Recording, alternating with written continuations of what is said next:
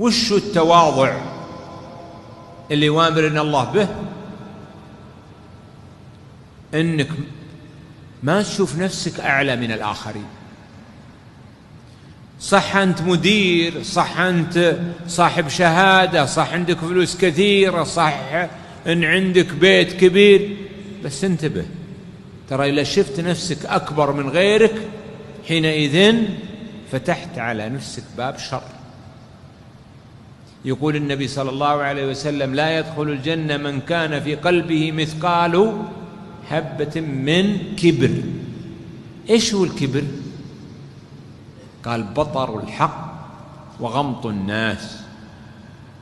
إيش غمط الناس؟ يعني احتكارهم واستنكاس، فلان لا يهمك ما سوى شيء،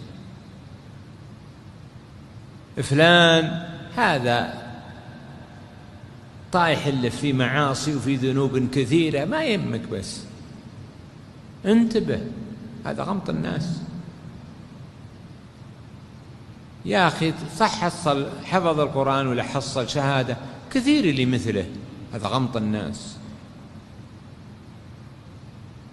ولذلك انتبه، من أعظم أعمال القلوب ألا ترى لنفسك مكانا مرتفعا على غيرك،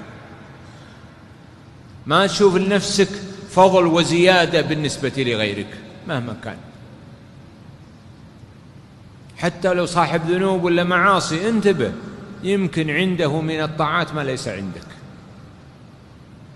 ويمكن في قلبه من الصلاح ما ليس عندك. لا تحقر أحد، احفظ لسانك. الله يسعدكم في دنياكم وآخرتكم. أسأل الله أن يجعلكم موفقين في كل أموركم، كما أسأله جل وعلا أن يصلح قلوبنا جميعا. اللهم أصلح قلوبنا جميعا.